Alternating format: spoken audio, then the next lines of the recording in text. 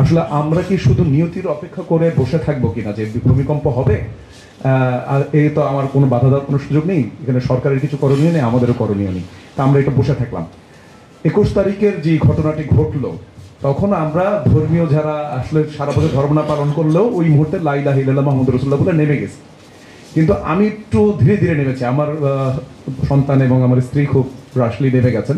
আমি আসলে চিন্তায় ছিলাম, আমার মা একেবারেই বিছানায় পড়া, আমার কোনো সুযোগ নেই, তো আমি ডিটারমেন্ট ছিলাম যে আমার কাছে বসে থাকবো আর কি, যদি চলে যেতে হয় মায়ের সাথে, মাকে নেমে ছেড়ে আমি স্বার্থপর মতো নেমে যাবো, এটা আসলে আমার পক্ষে সম্ভব ছিল না।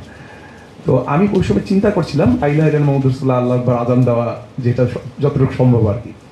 কিন্তু আমি পরে চিন্তা করলাম যে আল্লাহ তাআলা যে মেসেজ দিচ্ছেন, এই যে আফটার শকের কথা ভাইরা বললেন, এই ছোট ছোট শক বা বড় বড় শক তো একটি বড় ঘটনার ইঙ্গিত আমাদেরকে আল্লাহ তাআলা জানাচ্ছেন। তাহলে আমরা আমাদের কাজটা করলাম কি? এই যে বিবেক সম্পূর্ণ শ্রেষ্ঠ জীব হলাম, আমরা তো আমাদের দায়িত্ব পালন করলাম না। বিষয়টা হচ্ছে, ভাই নগর পরিবহন বলেছেন যে শুধুই কি নিয়তির অপেক্ষা করে বসে থাকবো? লং টার্মে আমরা এখন অনেক কিছু চিন্তা করতে পারবো, কিন্তু সময় লং টার্মে আমাদের আল্লাহ তাআলা দেবেন কিনা এটা আমরা জানি না। শর্ট টার্মে অনেক কিছু করার আছে, নীতি নৈতিকতা রাষ্ট্রের বিষয় তো আছেই। আমি বিদেশে একটি ডোনার এজেন্সির একজন উচ্চপদস্থ কর্মকর্তার সাথে, উনি ফরেন, ওনার সাথে একবার কথা বলেছিলাম। আমি ডিজাস্টার ম্যানেজমেন্ট নিয়ে ওনাকে একটা প্রশ্ন করেছিলাম, তো উনি আমাকে বললেন যে আমরা শুভেচ্ছা স্বরূপ, উনি ডিজাস্টার ম্যানেজমেন্ট এর আগে চীনের কর্মরত ছিলেন, ইউএনডিপির একটা সংস্থার পক্ষ থেকে। উনি আমাকে বললেন আমরা স্বেচ্ছায় প্রায় 200 কোটি টাকার সরঞ্জাম বাংলাদেশ সরকারকে দিতে চেয়েছি, কিন্তু কোন মিনিস্ট্রি যেটা হ্যান্ডেল করবে আমি 2 বছর দূরতে নির্ধারণ করতে পারিনি। আমি বললাম কেন? বললো যে আমি তো অর্থ মন্ত্রণালয়ে গেলাম, ওনারা বললেন স্বরাষ্ট্র মন্ত্রণালয়ের সাথে কথা বলেন। স্বরাষ্ট্র মন্ত্রণালয়ে গেলাম, উনি বললেন দুর্যোগ ব্যবস্থা মন্ত্রণালয়ে কথা বলেন। তো উনি পরে হতাশ হয়ে বলছেন আমার টেনর শেষ, আমি চলে যাচ্ছি আর কি। তা আমি বললাম আপনারটা তো নিবে না, আপনারটা নিবে না, কারণ এখানে তাদের আর্থিক গেইন কত হবে এটা নির্ধারিত না হওয়ার বলে, এটা তো গিফটের জিনিস, আর্থিক গেইন কীভাবে দিব? হ্যাঁ, তো বিষয়টা হচ্ছে নৈতিকতাটা রাষ্ট্রের সর্বোচ্চ জায়গায় জড়িত। আপনারা আমারও কিছু নৈতিক দায়িত্ব আছে। আচ্ছা, কিছুদিন পরে আমরা একটি ত্রয়োদশ জাতীয় সংসদ নির্বাচনে উপনীত হচ্ছি, দলগুলো প্রচারণা সরগরম, কিন্তু 21 তারিখের ঘটনার পরে আমাদের যে কর্মী বাহিনী বিভিন্ন দলের, তারা জনপ্রিয়তা অর্জনের জন্য হলেও তো এলাকা ভিত্তিক এই ডিজাস্টার ম্যানেজমেন্টের জন্য জনগণকে সাথে নিয়ে কিছু কাজ করতে পারতেন, কিন্তু সেই দিকে কিন্তু কিছু দেখবেন না। পোস্টার প্রচুর টাকা খরচ হচ্ছে, কিন্তু জনগণকে সংঘবদ্ধ করে সাডেনলি যদি কোনো ঘটনা ঘটে যায়, অ্যাডহক ভিত্তিতে আমরা কি করতে পারি দুর্যোগ ব্যবস্থাপনা বা ফায়ার সার্ভিসের সহযোগিতা নিয়ে। আমি কনফার্মলি বলতে পারি, আমি ওই উচ্চপদস্থ কর্মকর্তা রেফারেন্স আবার টানছি, তাকে যখন জিজ্ঞেস করলাম যে বাংলাদেশের যারা দুর্যোগ ব্যবস্থাপনায় কাজ করেন, ফায়ার সার্ভিসের মতো বিভিন্ন সংগঠন, তারা কি আপ টু দ্য মার্ক কিনা, গ্লোবাল লেভেলে আপ টু দ্য মার্ক? বলে যে তারা ভাষাই বুঝবে না। মানে আমাদের ডিজাস্টার ম্যানেজমেন্টের জন্য যে বিদেশ থেকে বিভিন্ন সংস্থা যদি হেল্প করতেও আসে, ওই সমন্বিতভাবে কার্যক্রম চালানোর জন্য যে ভাষাগুলো তারা একে অপরের সাথে ব্যবহার করবে, তারা ওই কোডই বুঝবেন না। বিষয়টা ইংলিশ ল্যাঙ্গুয়েজ বোঝা না, এই ডিজাস্টার ম্যানেজমেন্টের কিছু জার্গন আছে, এইগুলো তারা বুঝবেন না। সেই ট্রেনিংগুলো কেন সরকার বছর পর বছর করে না? এই ধরনের একটা 21 তারিখের ঘটনার পর আমরা নির্বাচন, আমাদের বিপিএল, আমাদের খেলাধুলা সব কিছু কিন্তু চলছে, কিন্তু যেটি হওয়ার পরে আসলে আমাদেরকে মৃত্যুর অপেক্ষা করা ছাড়া কিছু থাকবে না। এরকম একটা ঘটনা, আমার সম্পদ কোনো কাজে লাগবে না। আপনি ধরেন যদি আল্লাহ না করুক 1 লাখ লোকই যদি ক্ষতিগ্রস্ত হয়, আমরা বাকি 15 কোটি লোক কিন্তু আসলে সুস্থ থাকবো না, কারণ আমাদের কোনো হাসপাতাল তখন ওয়ার্কিং থাকবে না, আমাদের ব্লাড ব্যাংক কাজ করবে না, আমাদের মিডিয়া কাজ করবে না, আমাদের ইউটিলিটিগুলোর কি হবে একটু চিন্তা করে দেখেন। সাডেনলি একটা ভূমিকম্প হলো একটি এলাকায়, এখন পর্যন্ত কিন্তু আমাদের বাসায় বা স্থানীয় প্রশাসন থেকে বলেন, রাজনৈতিক দল থেকে কোনো নির্দেশনা নাই, কারণ বাসাগুলো অনেক আগে ম্যানেজমেন্টের পদ্ধতিতে বানানো। কোথায় আমি মেইন সুইচ খুঁজবো? আমি কি নেমে বের হবো না মেইন সুইচ করবো যে এটা বন্ধ করতে হবে? আমার বিদ্যুৎ এবং গ্যাস, এই দুটো কিন্তু ডেডলি। সামান্য শকে ধরেন বিল্ডিংটা পড়লো না, কিন্তু কোনো কারণে গ্যাসটা বিস্ফোরিত হলো, বিদ্যুতের কোনো ঘটনা ঘটে গেলো, একটি এলাকার থেকে বের হয়, বিশেষ করে পুরান ঢাকা সহ যেসব এলাকাগুলিকে আমরা লোকাল ভাষায় গিঞ্জি বলি, বা যেসব এলাকায় আগে নিম্নভূমি ছিল, ভরাট করে ভাই যেটা বলেছেন বিল্ডিং হয়েছে 14 তলা 15 তলা অট্টালিকা প্রচুর বড় বড়, একটি বিল্ডিংও যদি এফেক্টেড হয়, ওই এলাকার আশেপাশে এসেই অনেক লোক মারা যাবে। তার যে ধূম্রজাল হবে তাতে অনেকে মানে আগুন ধরে গেলে তাতে ওই মারা লাগবে না, চাপা পড়ে মারা যাওয়া লাগবে না, এমনি মারা যাবে না অনেকে। তো এইটার জন্য একটি সমন্বিত পরিকল্পনা দীর্ঘমেয়াদের তো একটা থাকতেই হবে। এখন যে কোনো সময় একটা ঘটনা ঘটলে সাডেনলি আমাদের বিদ্যুৎ বিভাগ, গ্যাস বিভাগ কোন সেন্ট্রাল রুম থেকে পুরো এলাকাটা কিভাবে গ্যাস বন্ধ করে দিবেন, কিভাবে বিদ্যুৎ বন্ধ করে দিবেন, যদি তারা না করে এই ওয়ার্ড ভিত্তিক কোন প্রতিষ্ঠান বা কোন অফিস থেকে এটা করা যায়। কারণ জনগণ লেভেলে আমি যতই বলি ভাই, প্রত্যেকের সচেতনতা লেভেল একরকম হবে না। আমি আমার বাসাটা বন্ধ করলে পাশের বাসার লোক যে বন্ধ করতে পারবেন এর কোনো নিশ্চয়তা নেই।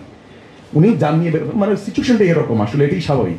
তো কোথার থেকে এটা সেন্ট্রালি বন্ধ হয়ে যাবে, হাসপাতালগুলো কি ধরনের সার্ভিস দিবে, আপনি তাৎক্ষণিক কোন জায়গায় সার্ভিস পেতে পারেন। আপনারা জানেন যে আল্লাহ তাআলার গজব বা যেটা ভারতীয় বিরুদ্ধে আমরা প্রতিরোধ করতে পারবো না। আল্লাহ তাআলা তো আমাদের এই দেশে অনেক জলোচ্ছ্বাস দিয়েছেন, অনেক ঘূর্ণিঝড় দিয়েছেন, কিন্তু দীর্ঘদিনের অভ্যাসের কারণে কিন্তু এই জলোচ্ছ্বাস বা ঘূর্ণিঝড়ের একটি ব্যবস্থা নিতে নিতে কিন্তু এখন প্রাণহানির সংখ্যা অনেক কমে গেছে। তা আল্লাহ তাআলা তো সেই জ্ঞানও আমাদের দিয়েছেন, আমরা কি সেই জ্ঞানকে প্রয়োগ করে কাজ করছি? আমাদের বিভিন্ন সোশ্যাল ইনফ্লুয়েন্সার তৈরি হয়েছে এখন, মানে মূল স্ট্রিম মিডিয়াও লাগে না, সোশ্যাল মিডিয়াগুলো তো ব্যাপক সচেতনতা করা সম্ভব। কিন্তু আমি বলছি যে সরকার বর্তমানে যিনি আছেন, আগের সরকার ছিলেন, ভবিষ্যতে আসবেন যারা, তারা যে কোনো দুর্যোগ ব্যবস্থাপনা, শুধু আগুন তো আছেই, আগুনের বিষয়টা তো আছেই, আগুন তো ভূমিকম্পের ক্ষেত্রেও লাগবে।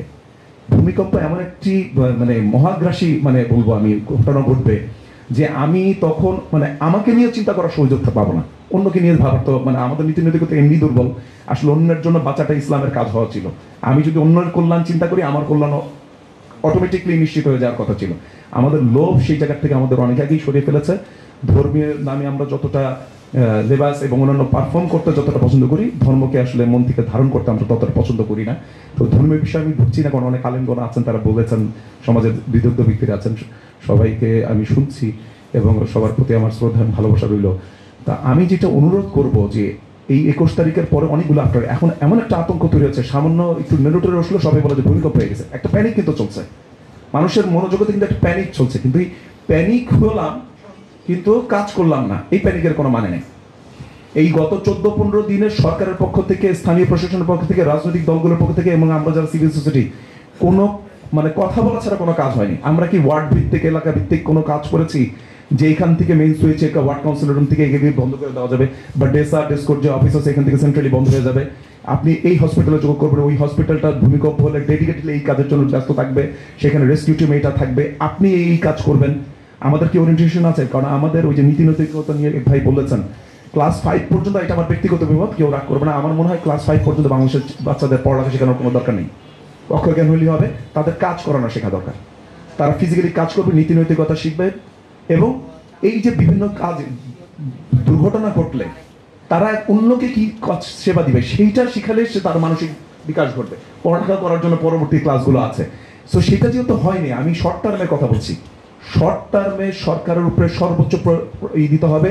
আমাদের যারা বন্ধুপ্রতিম রাষ্ট্র আছে, তারা যদি রেস্কিউ করতে আসে, তাদেরকে কিভাবে সমন্বয় করা হবে দুর্যোগকালীন সময়, সেটির একটি জরুরি মিটিং এখনই হওয়া উচিত। যে বিশেষ করে ঢাকাকে কিভাবে সেভ করবেন, ঢাকা অন্যান্য শহরগুলোর চেয়ে বেশি ভালনারেবল, এটা আপনারা সবাই জানেন। আর যেসব জায়গায় নতুন নতুন সিটি হয়েছে, সিটিগুলো নতুন দেখতে চাকচিক্য হলো, তার মাটির নিচে পানি নেই বা নিম্নভূমি ছিল, বালি ভরাট করে হয়েছে। আমরা ভূমিকম্প আমাদের 7-10 লাগবে না, আল্লাহ তাআলা আমাদেরকে তিনিই ধসাই দিতে পারেন, সেটা তার ইচ্ছার ব্যাপার। বিশেষ করে ঢাকা শহরের বিভিন্ন এলাকায় মাটির নিচে পানি নেই, পানির স্তর অনেক নিচে নেমে গেছে, কারণ আমরা জলাশয়গুলো দখল করে ফেলেছি। সো আমরা এই যে মানে ভূমিকম্প হয়তো আল্লাহ সৃষ্ট হতে পারে বা ওনার ইচ্ছাধীন হতে পারে, কিন্তু এটা মাত্রা বাড়িয়ে দেওয়ার জন্য আমরা মনুষ্য সৃষ্ট কিছু কারণ তৈরি করে ফেলেছি।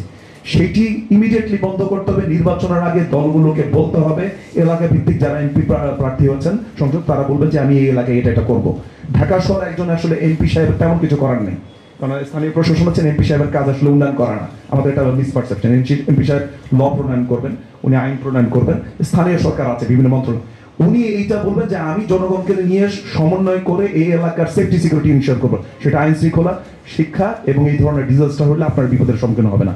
আর যেই এলাকাগুলো এখনো নতুন করে করার সুযোগ নেই, বিশেষ করে পুরান ঢাকার মতো, ইভেন আমি শহীদবাগের বাসিন্দা, শাহজাহানপুর, এই এলাকাও হলেও কিছু করার নেই। এই গলির ভিতরে ঢুকে কোনো ফায়ার সার্ভিস ফাইটিং করবে, এটার কোনো সুযোগ নেই। তো সেই সব এলাকাগুলোকে চিহ্নিত করে এই রাজনৈতিক দল, বিভিন্ন সামাজিক সংগঠনের মাধ্যমে যে তাৎক্ষণিক ঘটনার সাথে 10 মিনিটের মধ্যে আপনি কি কি প্রকাশন নেবেন, শখ শুরু হওয়ার পরে পরে আপনারা কি করতে পারেন, এলাকা ভিত্তিক হতে পারে। এবং আমি মনে করি রাজনৈতিক দলের যারা আছেন তাদের জনপ্রিয়তা প্রচার একই সাথে হয়ে যাবে যদি তারা এই কাজগুলিতে ফোকাস হন, কারণ এটা একটা দুর্যোগপূর্ণ সময় যাচ্ছে আমাদের। আমরা কিন্তু মনে করছি শখ হবে, আবার টিকে যাব, পরের দিন থেকে আবার গাড়ি বাড়ির জন্য দৌড়াবো।